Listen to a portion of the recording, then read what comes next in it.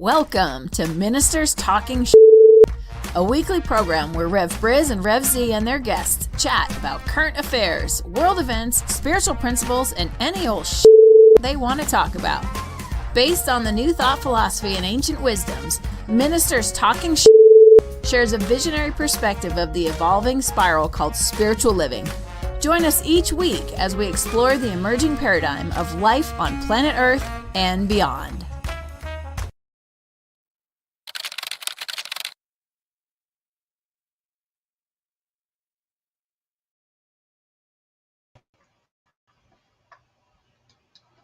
Good morning, dear ones, and happy Friday. This is Ministers Talking Shit with Reverend Z and Reverend Briz, although Reverend Briz is in parts unknown, attending a conference in Mexico and enjoying his time down there.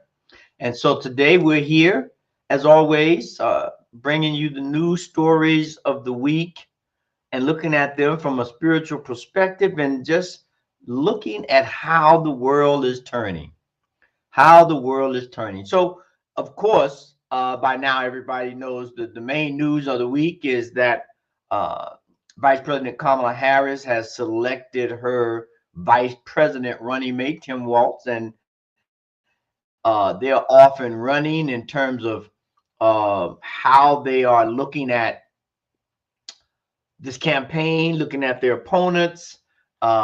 There's been a lot of fodder back and forth in terms of the scrutiny that they're using to, outcast him, if you will, his military record and what took place during the George Floyd event in Minnesota when he was governor, or where he is governor still. And so there has been tons of shots fired, if you will, from the Trump campaign that really is a replay of all of the stuff that he always tries to bring forth, which is lies, right? I mean, they're making a big deal about his military service, and he made a statement at some point that he was when he had a legislation against gun control, and he said he didn't want the weapons that he used in war. And so they're saying, oh, he never went to war, he never was in a combat battle. But I know in my circle of friends, or in some of my circle of friends, we refer to anyone that's in the military as being in the war, because there's always a war footing, there's always a war mindset that's taking place. And so we always look at that as such. And so it's going to get interesting. And we want to say hello to Linda. Good morning, Linda. Glad you're with us this morning. And hello, Wayne. Glad you're with us. And, chime in, excuse me, if you will. But, we're beginning to see a stark difference between the two campaigns that are going to be presented to the American people in terms of the type of country and the type of leadership that we're looking for. I mean, it's really, really important that the populace pay attention to the talking points, pay attention to the campaign ads that really are going to set the tone for the next 4 years, and I would say for the next 8 years of what this country is going to be in for and how we're going to progress through some of the issues that are really there. I think Tim Walz was a nice pick.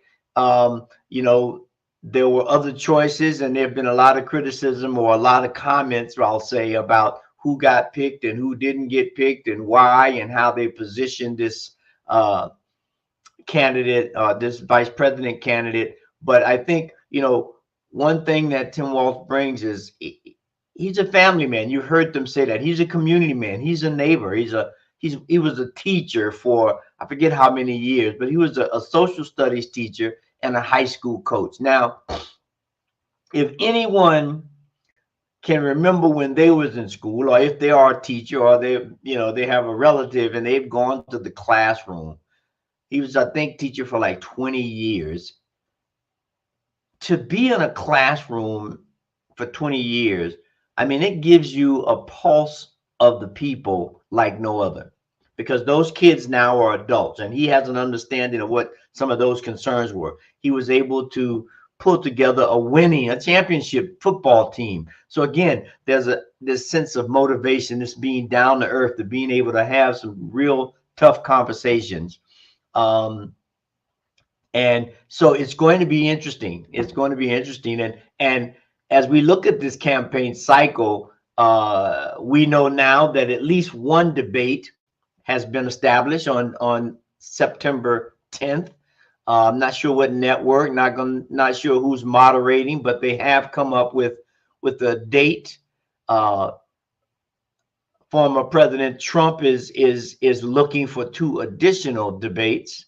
Those have yet to be finalized and closed. I think he wants to try to move them around on different networks, which makes sense. So that would be it. Now, what I really would love to see, I would love to see a vice president debate. So we're going to put that out there to get the candidates for vice president to debate, because now then we'll get a chance to see the stark contrast, which I think exists between the Democratic ticket and the Republican ticket. So stay tuned, everyone. And I think this switch, one thing, I don't think the Republicans are ready for it.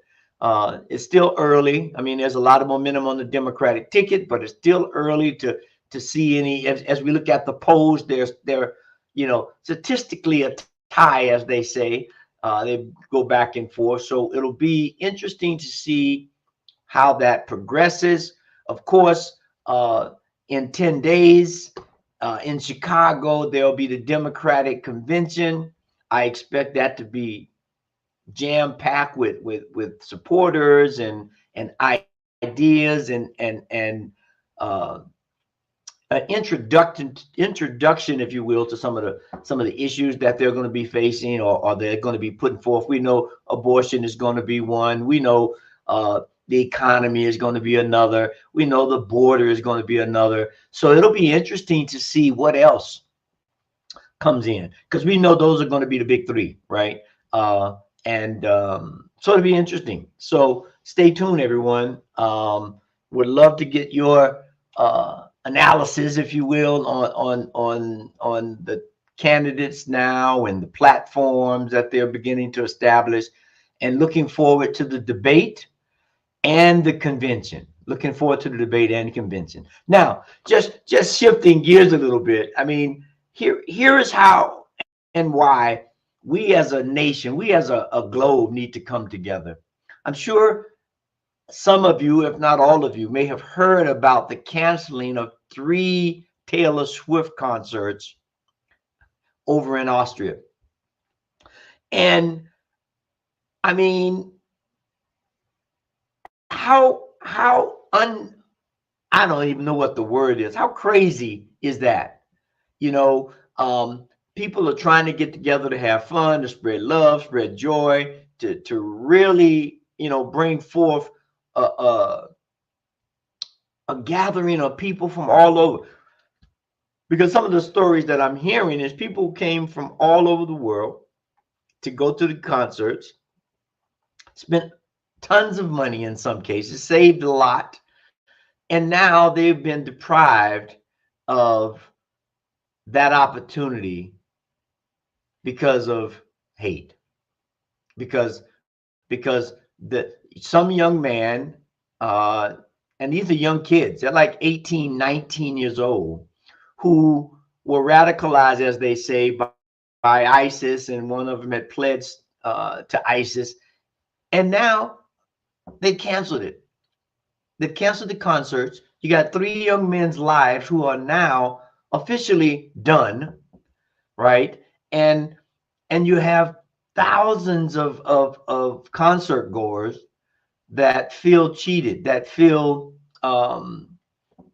that really feel as if they have been left in the cold, and quite literally they have. They have been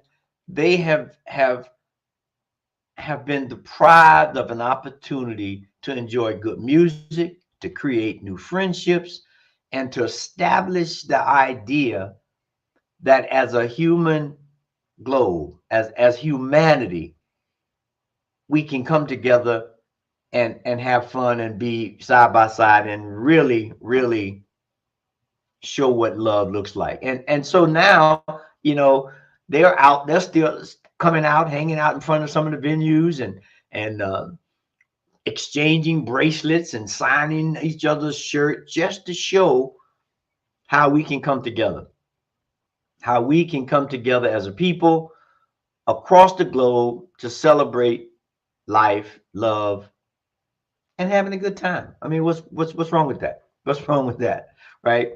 But so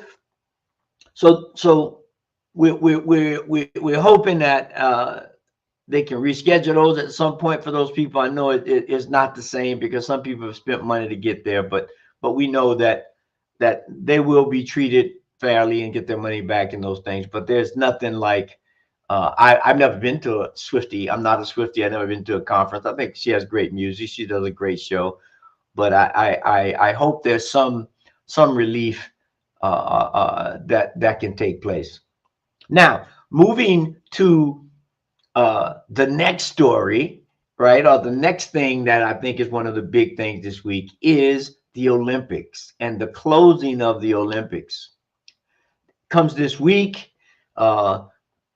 starting tonight and through Sunday. There will be some finals. A men's basketball final is on Sunday, I think the same for the women's.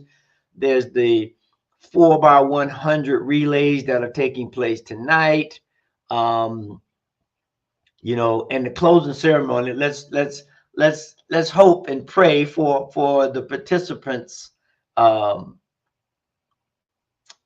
sake that there's no rain on this closing. They got soaked during the opening, and that was quite enduring for them, I'm sure, because you get rained on and you out there that long, no matter what the weather, you start feeling cold. So let's hope for great weather for the closing. And my goodness, the Olympics and the showmanship and everything has just been spectacular.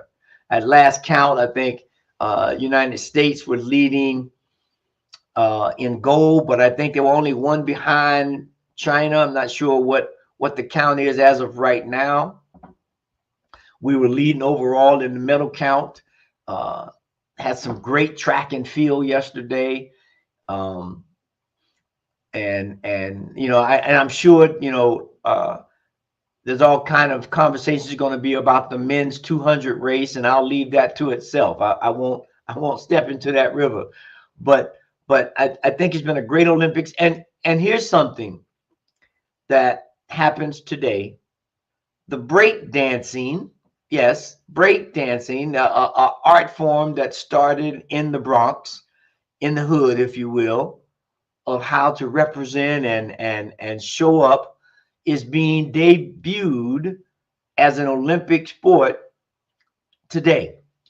So if you want to learn some history about this art form and how, I don't know if they're going to talk about how it got in the Olympics, but I'm sure they're going to give some background, some history, and they have crews from all over the world that will be competing in breakdancing. And there's been a lot of conversation about, well, should this be in the Olympics, or all these kinds of things. Well, tune in and watch what these young people are able to do in terms of acrobatics, in terms of strength, in terms of showmanship, and you'll get a glimpse if you are not thoroughly convinced that this is an Olympic sport, and that or it could be titled as an Olympic sport, because it takes some effort and some skill to be able to do this successfully and make it show up as an art form. So I'm looking forward to that. And I wish we could have events like this in other areas, like, an opportunity to bring individuals from around the globe together to learn from each other, to come together and really see, no matter where you're from, no matter what your uh, uh, point of view of life is, that we're all looking for the same thing. We're all looking for the same thing, and they're finding that out of the Olympics, that everybody wants to be recognized, everybody wants to be friendly and have relationships. Everybody wants to be recognized for their very special gifts that have been created within them, and to show them and share them with the world. So we look forward to these closing days, and I would remind everyone that on August 28th, the Paralympics begins. The Paralympics begins. So don't sleep on those. Make sure you get in and watch those Paralympics, because when you look at some of the amazing things that these athletes are able to do with various disabilities, if you will be amazed at the human spirit and the human drive and ingenuity and just heart when you're able to see what these individuals have been able to do, what they have been able to display after overcoming various difficulties. And so I enjoy the Paralympics just as much as I do the Olympics, because, and in some cases more, because their drive, their determination is bar none, right? It's bar none, because we know what it takes just to be maybe a local, or some of us do anyway, what it takes to be maybe a local high school athlete or collegiate athlete with all your limbs and so forth. Now imagine to get to the Olympic level where you're competing against individuals globally. So go out for this weekend and catch the ending of all these different sports that are coming up to close out, and the closing ceremony for the Olympics. I'm sure is going to be an event to be remembered, and you don't want to miss it. You don't want to miss it, because it is going to be spectacular, I know. Now, moving on to, I think, a story that a lot of people have been noticing or been tapped into over the week, is the stock market, or the economy, if you will. Although the stock market and the economy are not the same thing, but there have been some to-ing and fro-ing going on, and our former vice president has predicted a depression like no one's seen before, worse than the 29 crash. And then no sooner than he said that, this week the market had its worst day, and then it had its best day of this year. And so two things.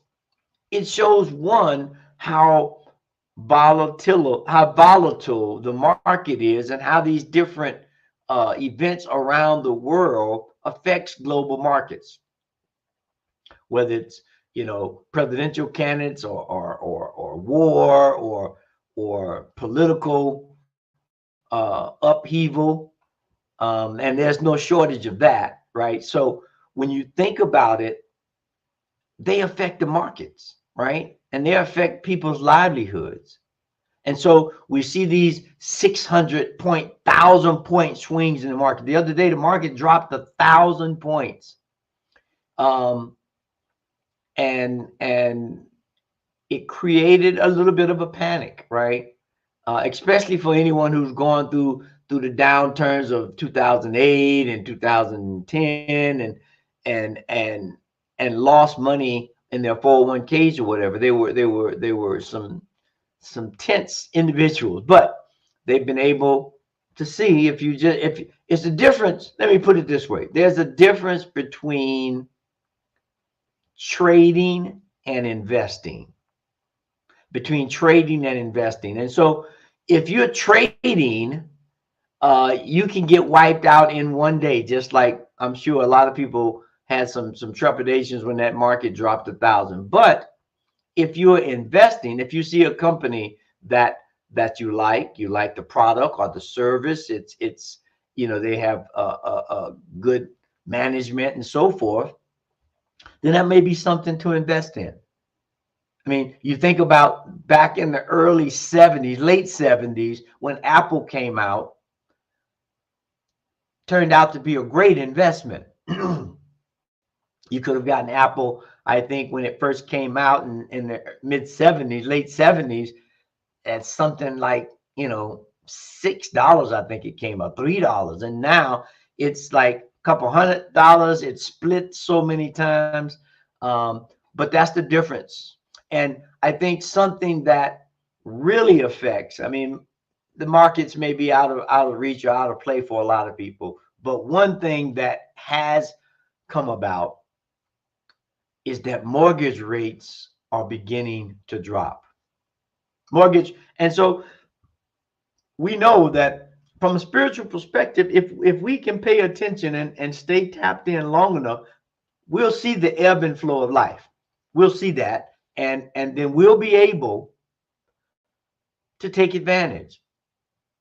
And so now the mortgage rates have dropped or are dropping, and I think they're the lowest in a year or so, which hopefully will give our young people some opportunities to purchase a house, young families, because I heard a statistic the other day where I think the average price of a starter home, now I'm not quite sure how they define starter home in terms of the size and so forth, but a starter home was starting at like $600,000 per home. That's an average. And I'm thinking that's a lot of money for someone who's just getting out of school. Maybe a couple who just got married, even if they're two working individuals in the household, $600,000 is a large bite, because remember, you got to have a down payment, right? And even if you only had to put down 10%, that's $60,000 plus closing costs and tax and insurance and inspection. So you're looking at a young couple anywhere between, mid 20s to early 30s to have roughly $80,000 to $100,000 just sitting on the shelf waiting. And so we know that these lower rates will hopefully ease some things up and maybe drop prices a little bit, or monthly payments. And I mean, rents are just as high. But this should hopefully begin to get some of that fixed. And so we look forward to all of these things, right? The opportunity for people to come together at concerts. We look for opportunities for people to come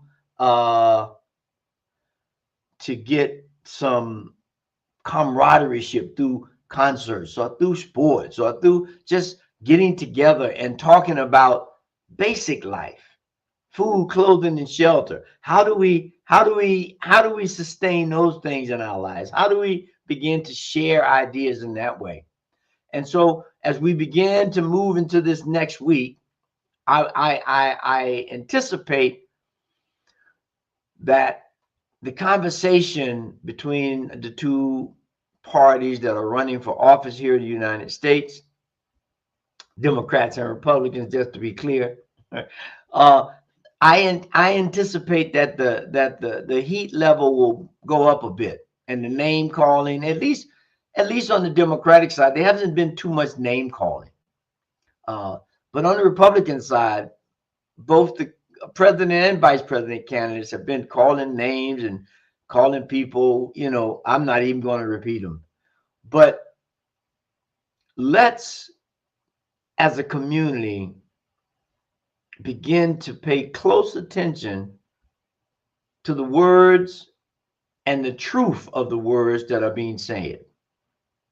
Let's look at what's happening globally in all fronts and begin to look at them in a way where we can begin to make some decisions about how we want our country to be run, which will affect all other political systems throughout the globe, who we want as leaders.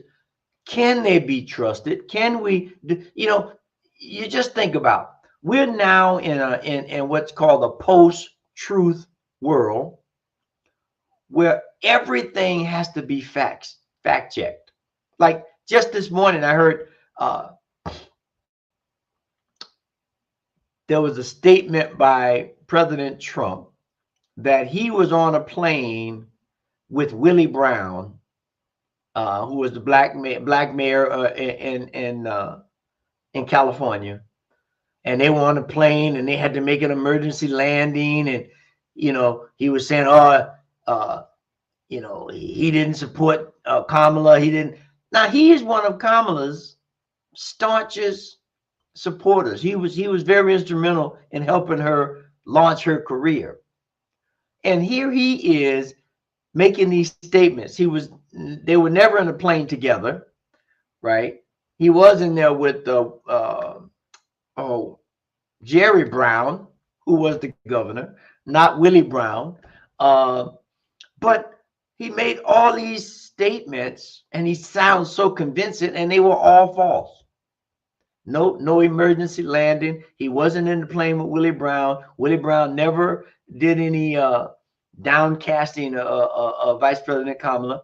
And so here is what we're going to be faced with more and more in the next couple of days and weeks. I mean, there's about 90 days, 89 days left before we move into the voting. And so be aware, be prepared to pay attention, to think about the world you want to live in, the world you want your children and your grandchildren to live in. And let's begin to be very critical about what's being said, what's in alignment with the greater good, and what's just straight out lies. Because we're going to need to come together as the humanity of mankind to begin to work for a world that works for all. It's possible. It's possible. We can look at the Olympics as a model of people coming together from around the world. And of course, I'm sure there's some to and froing, but at large, it's been a great experience, and I can't wait to hear some of the stories, because there's always those kind of stories after the Olympics of people connecting, and they start changing the pins and all those different things. If you've ever had a chance to go to an Olympics, there's a feeling in the air of exchange that would be great if we can expand that beyond the Olympics and move it into our everyday lives. And so go out this week, get involved in understanding everything, our political system, our sports system. Check out the clothes. And I guess my closing thought for today is, let's have an Olympics of friendship. Let's have an Olympic of friendship where we go out, meet new people, exchange ideas, learn more, love more. And then if we could end it with a Swiftie song in honor of those who went there, and the show was canceled over in Austria, would be great. So until next week, have a great day, wonderful weekend, peace and blessings. And thanks for listening to this week's episode of Ministers Talking. We'll be back again next week with more commentary on current affairs, world events, and any other our ministers want to talk about. And if you found value here, please share our with your friends. Until next time, peace and blessings.